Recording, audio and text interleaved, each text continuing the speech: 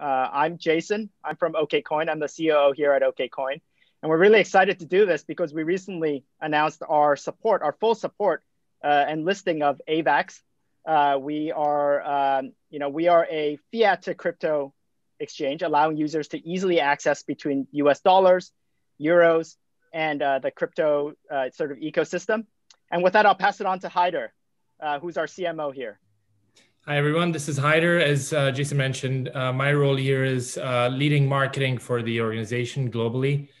We're really excited to bring AVAX to Okcoin. I think this is a series of listings where we've focused on turning Okcoin into a premier destination for these really high-profile assets. Historically, it's been really hard for US customers and even some of the customers globally to access these emerging assets. And one of the things that we've been accelerating is bringing these to customers in a way that you can use your USD or your fiat and get in and out of these markets and be an early investor. So we're really excited that as of today, withdrawals, deposits, and trading is now fully available on Okcoin. And staking will come very soon. And with that, we're gonna just go around the room really quickly and just sort of do a quick introduction. John, why don't you start, please? Sure, thanks. First of all, Haider and Jason, thank you so much for having us here. So far, it's been a pleasure working with you guys and we're really enjoying it. So I am John Wu, president of Ava Labs. And Ava Labs is what we think is the next generation blockchain. We have the scale and speed that's necessary for a lot of these DeFi applications to run a little smoother. We are not trying to be an Ethereum killer. We think we complement and supplement them well. We'll have a bridge ready so that they can go back and forth and they can just try it out. The great thing about blockchain is that it's open. So I encourage everyone listening to try us out, test us out, and tell us if the speed really is there. Great, thanks. Lydia, perhaps? Sure. Hey, just to echo that sentiment, thanks so much for having us here, and I really enjoyed working with you guys so far. So I'm Lydia Chiu. I'm Vice President of Business Development at Ava Labs, building Avalanche. And so, my role here is really identifying those key partners to bring to the ecosystem and growing Avalanche. Wonderful. And Jay, lastly, from your side. Yeah, no problem. Hey, everyone. Jay Kurahashi-Sofue, the VP of Marketing at Ava Labs. I think to put it simply, just trying to maximize the reach of Avalanche far and wide all across the globe. So that's kind of my role here. And we have a tremendous team behind us, as well as the collaborative efforts from Okcoin these days as well. All right, great. I'm just going to kick it off. This is partially a celebration also of our partnership. But John, what is it about working with us that is something that, good or bad, I think it's worthwhile to share, I think. So, the first thing is, I think in the US, to have the fiat onto crypto, there are very few players that can do it. And you guys have shown great competence in doing that. So first of all, we appreciate how well you guys have done and how compliant everything is. So that's where we began. We're looking for a compliant solution. You guys are one of the few that we vetted, and it worked out so far very well. Great. And I think, Haider, you're nodding. Anything to share on that side? I think we've had a great experience also. Yeah, agreed. I think whether it's the BD side, working really closely with Lydia, the fascinating thing is how quickly the teams came together and captured this opportunity. I think we're all getting better at this. So I think Okcoin at this point is a well-oiled machine. There was a lot of patience from Lydia, Jay, and the rest of the team in working with us on such a fast timeline. But this is really exciting because I think the important thing that Okcoin wants to play in the overall crypto ecosystem is ultimately what I mentioned earlier. We want to make sure that these assets are becoming easily discoverable, number one, and they're also very easily accessible. And this has been historically tough. Most of the compliant exchanges take their time. They're oftentimes slower to react. And we think we can do this in a more sort of faster mechanism. And these are some of the test cases. STX was one of them. AVAX is the next one. And we have some exciting stuff coming in the next few weeks. So we're really excited about this partnership. I'll add one more thing. A lot of these exchanges who claim to be compliant in the US, and there are a few that are compliant throughout the 50 states, but a lot of them are not compliant through all 50 states. And you guys have a lot of 50. So that was also done and realized on our part.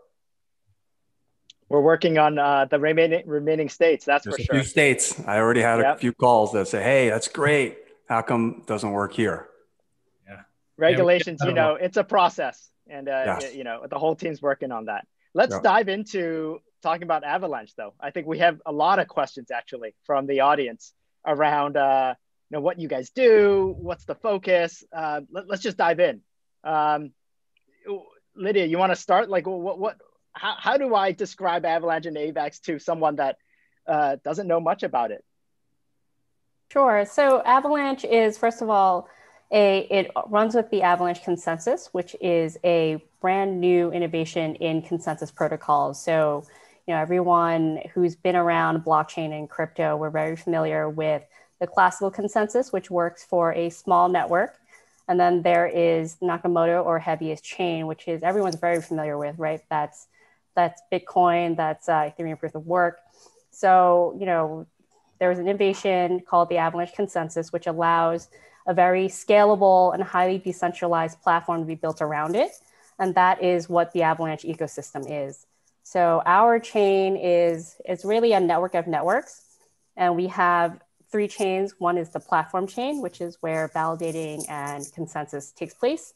There's the exchange chain, the X chain, and then the smart contract chain, which is where we have an instance of the EVM providing native support for Solidity, and everything that you can do on Ethereum right now, you can do on Avalanche.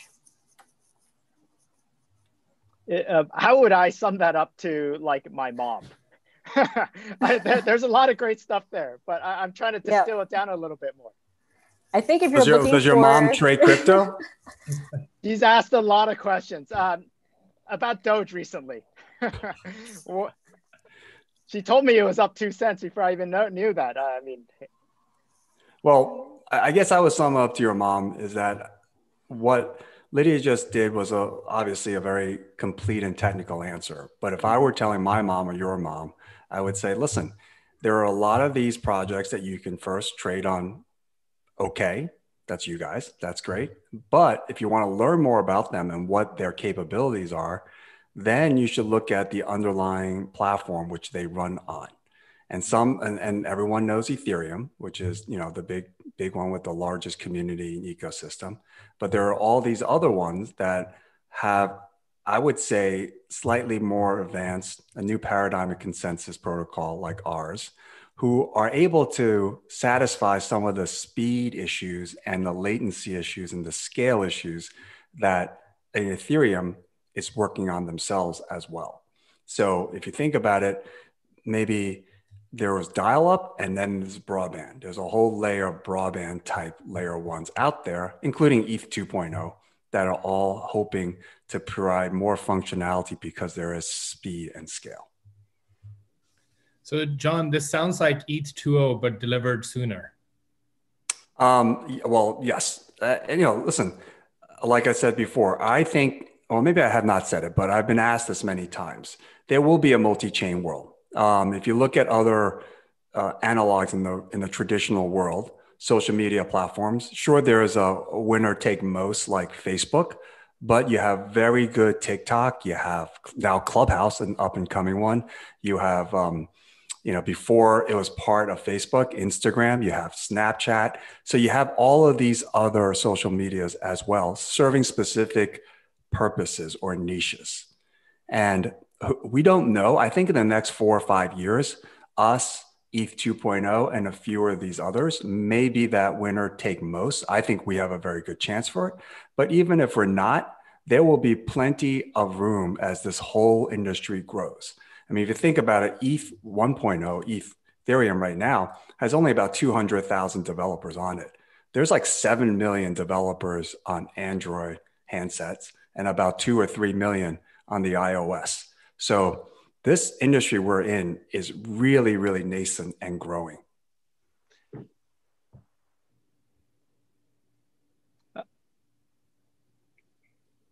Haider, were you about to speak? Sorry, I didn't really cut you off. Not at all. I think I was going to ask another question related to that. So for the team, how quickly do you guys think the DApp ecosystem is going to start to get built out, and how are you guys thinking of getting developers on board? Is it are you considering doing some incentives? What's the sort of outlook on that side of things? Yeah, I can take that one. I think we're already doing a bunch of incentives right now, actually. So one of the bigger initiatives that we have is the Avalanche X grant program. So that's kind of just your traditional grant program focused primarily on anything that can build out the Avalanche ecosystem, from infrastructure tools all the way to actual dApps themselves.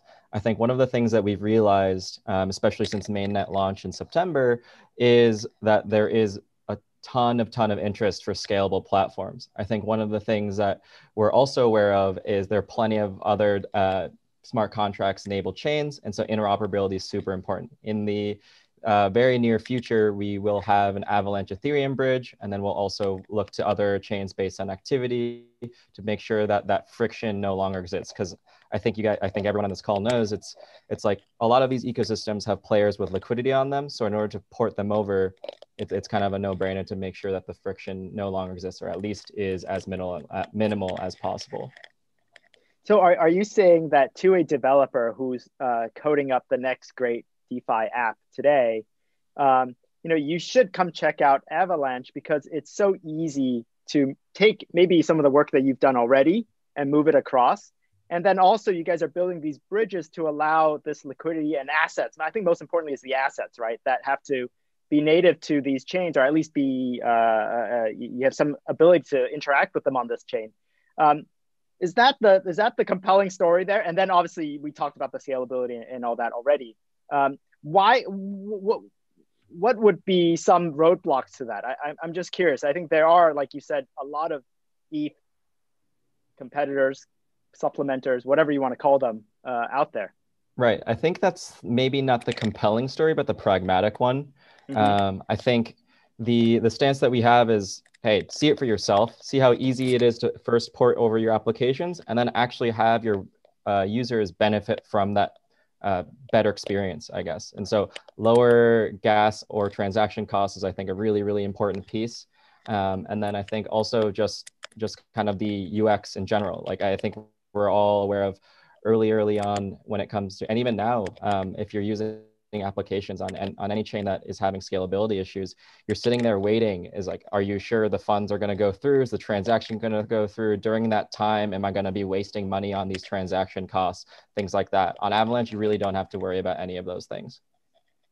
What are the networks, Jay, that you guys are most excited about? As you guys, work with these developers, are there any early signs where you see a potential for a particular network to be built?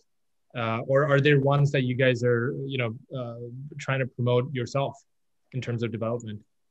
Yeah, I think, so far the most compelling use case still exists in DeFi. I think one of the main thoughts that we have as a team at Avalabs is DeFi is having its moment. It's also totally shining through and through, but there's plenty more left to go. And especially because of these bottlenecks, it hasn't really had time to flourish. I think in terms of actual developer networks, we're seeing use cases from all different sides. I think NFTs also is kind of a separate angle, but of course there's overlap with DeFi. There's also different enterprises and institutions seeking out solutions on a blockchain database deployment perspective. I think that's also really interesting. I think there was probably the last 3 or 4 years, there was plenty of debate, private versus public. I think it's more of the flexibility, things that work for everybody, so everyone can kind of reap the benefits of what a public chain has to offer, I guess. Do you a question on sort of usability, right? From a user's perspective, yes, I get that. Faster, better, cheaper, better, obviously. But what about the actual experience of interacting with something that's built on the Avalanche protocol or networks? So if you look at the way things are built by crypto or blockchain companies, it's been very much a crypto for crypto type of experience. There are a few companies now that are very good at creating a user experience that's befitting of a traditional Wall Street or professional, or even for a grandmother to come through. Though that is going to be a bigger and bigger theme. So there's two components to that. One is, first, you have to make it easy for your developers to develop, and we're working on that. Then you have to make it easy for the users to use. So I think really going forward, if you think about what blockchain has been and what traditional tech has been, blockchain has been about revolutionary technology, maybe a little clunky, but things that can possibly just upend the entire infrastructure and change things completely. Whereas a lot of the fintech stuff you've seen, even Robinhood, it's not revolutionary tech. It is actually a great UI, a great team that knows how to acquire customers, and a nice little business model where they actually give the users what they want for free, but they get their money from payment for order flow. So that's not necessarily revolutionary tech. Blockchain and crypto firms have been focused on just changing the world. But as we've seen this past year with so much institutional and traditional professional demand into this space, blockchain entrepreneurs have no choice but going forward to actually think about, Jason, the UI and UX and making it easy to use. And the people who can combine that revolutionary technology on the underneath platform with a great experience for the developers and the users. If you ask me who's going to win in this layer one, competition the next 4 or 5 years, is the ones who can do what I just said, have both experiences. I don't think anyone is going to disagree with you on that one. I see a couple questions from the audience, actually. If you guys don't mind, I'll jump in on this one. Stablecoins.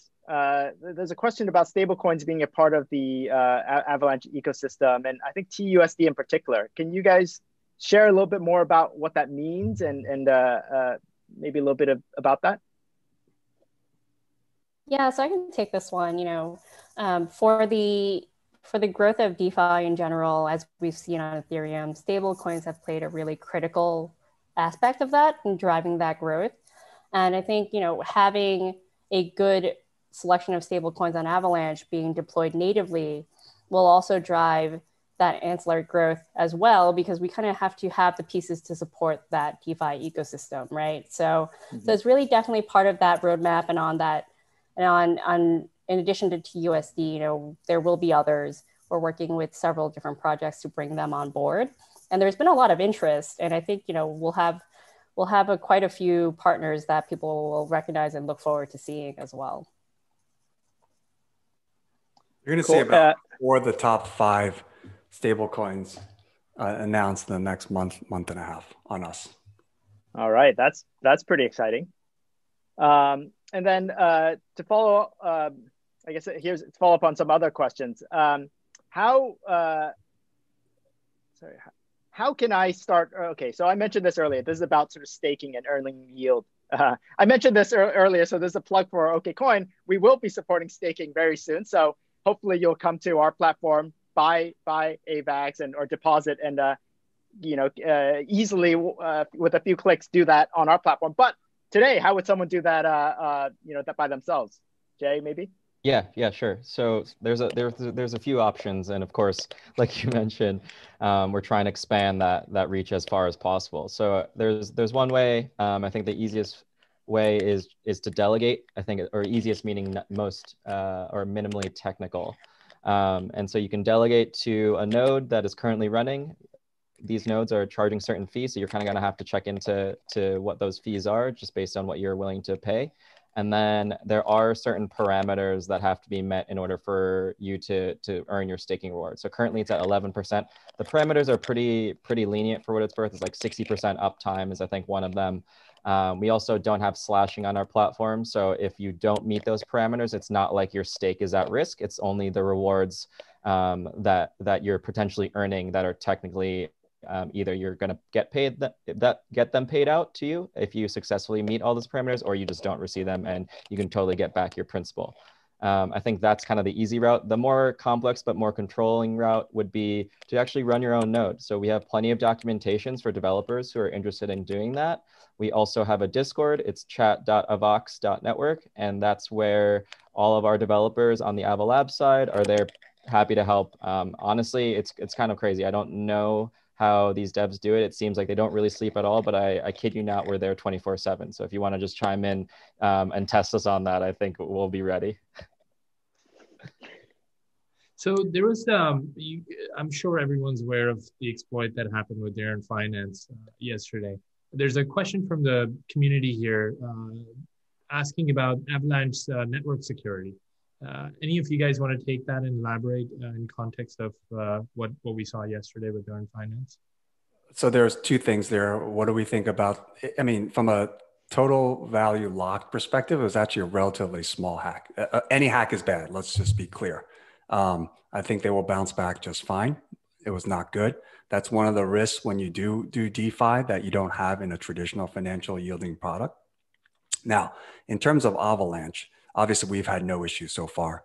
Our founder, Eamon Gunsir, a lot of the audience probably knows, is one of the best in this business in terms of identifying potential bugs, issues, and problems. And we've taken every precaution to make our business very, very secure.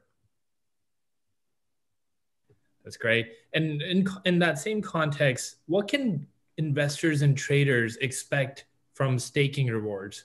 We both have intent to eventually support staking on Okcoin for AVAX. Are there any details you can share about APYs or interests or what have you? Lydia, why don't you take that? Yeah, so the staking rewards are, they're calculated algorithmically depending on how many AVAX are actually in the supply currently. So it's kind of dependent on how many have already been minted over time. But if you look on some of our block explorers right now, there actually is a calculator. I haven't been keeping up with the latest rates, but I think people who are staking, I think the annualized rate that they can expect if they're staking for a full year is probably close to like 10.5% or something similar. Yeah, it's like roughly 11. Yeah. Great. I see a few questions around looking ahead, actually. I know we just started 2021. It feels like it's been a while already, but what should people be excited about with the Avalanche ecosystem in 2020, or maybe even the next few months? I know you mentioned definitely talk about that Ethereum bridge, right?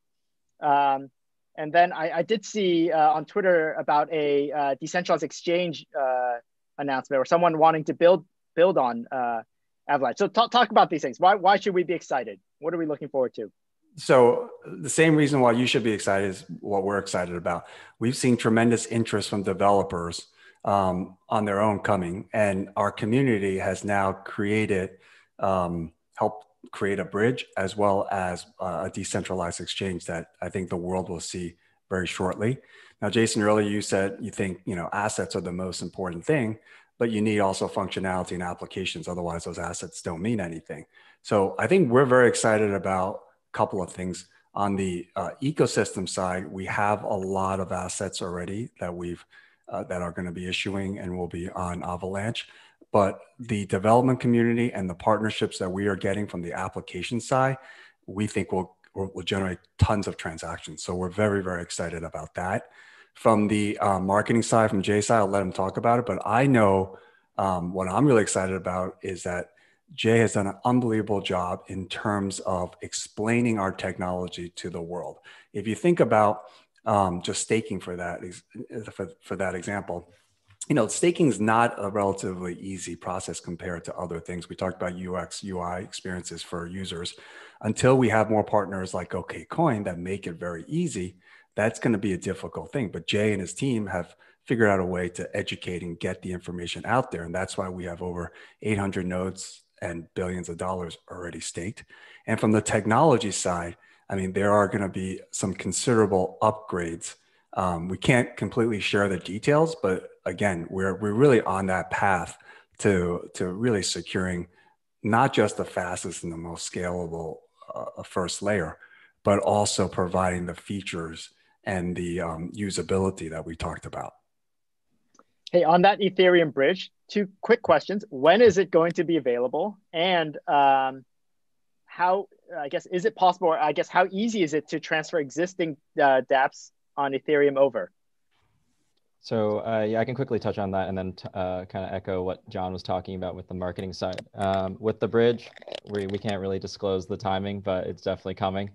I think it's impossible for us to disclose because the community's partly doing this. They're in there doing it. Yeah, exactly. The audience wants to know. Yeah, we. So do I. I'm just kidding. We're kind of just watching. Very soon. Watching from the sidelines a little bit. It's definitely many pieces involved, and that's kind of what adds to the complexities. And then I think the second piece, how easy is it to port applications? Well, I think we mentioned this a couple of times, but the Ethereum virtual machine has really helped us out a little bit. I think Solidity is still the clear leader in the space when it comes to programming, smart contract programming languages. And so instead of trying to reinvent the wheel, we're just going with that flow, and it's totally compatible. So if you talk to a lot of the applications that are public, they'll all tell you about the experiences themselves. So instead of hearing it from us, I think maybe the community should ping their telegrams and such and see what they have to say about it.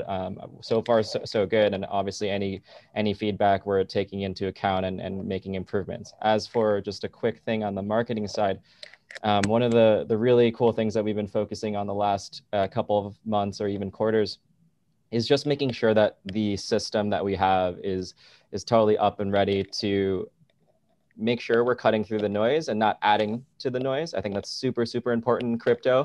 There's so many things left and right. And I think this kind of conversation also has highlighted that chaos a little bit.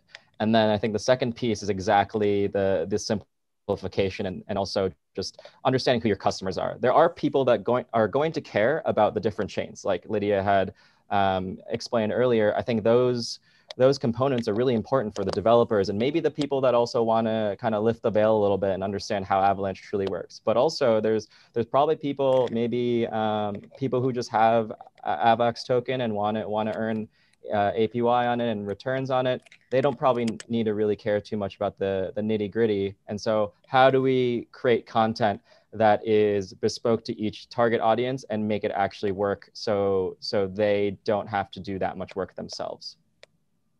Right. And then I know we're running right up on time. A quick yes or no. Any plans on an Avalanche wallet app? Is there one already? Maybe I'm not sure. It's in the plans. Yeah, there are plans. It's in the plans. Yeah. We have a web wallet that was kind of the first proof of concept and now a standing product for sure. Jason asked for one word. Yes. Yeah. Yes, there are plans. I think the audience will like that. There you go. And then lastly, I'll wrap up here. Maybe Haider also. What are we excited about? I know we mentioned staking. I think the staking thing is something our team is so focused on right now. When is that coming? That's what the audience is asking here.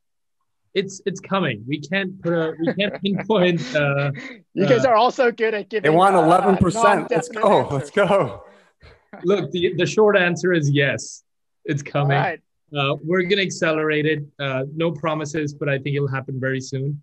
I think the other exciting piece that the audience should know about is we will incentivize people to learn about AVAX. We're going to purchase a lot of AVAX in the secondary market, and we're going to reward people who ultimately come in. They learn about AVAX through our content. They purchase AVAX, hodl it, eventually stake it, and trade it. And that behavior we will reward with an airdrop to those particular folks. So I think that's going to be really exciting. It's a motivation for people coming in that they can learn about this stuff and also earn free AVAX as part of that journey. Awesome. That is super exciting. And we'll end here. But Haider, where do users in the audience sort of learn more about what's coming up about AVAX from Okcoin? So I think there are two places. If you like short form content, our Twitter handle will be the best, at Okcoin will be the best destination. If you like long form content, our blog, which is blog.okcoin.com, will have a series of content describing AVAX, Avalanche, staking, and a bunch of other stuff. And we'll even author, in partnership with Jay, content positioned to and targeting developers. So even developers can learn about how to build on top of Avalanche and what have you. So I think there's a lot of stuff coming as part of this partnership. The rush, of course, was let's get it listed. Let's make it accessible as quickly as possible. Sounds good. And Lydia, perhaps users that want to learn more about what we discussed today from the Avalanche side, where should they be heading towards? Yeah, so it's similar to what Haider said as well. You know, for our short form content, you know, Twitter is always the place to go. We also have a blog, which is hosted on Medium right now, and that's where a lot of our announcements go and a lot of thought pieces as well, written by different members of the team. We also have the documentation for those developers who want to better understand how to use the platform and get familiar with it. That's also where we have instructions for people who want to set up their own nodes and start staking now or delegate. So that's where I would point most people.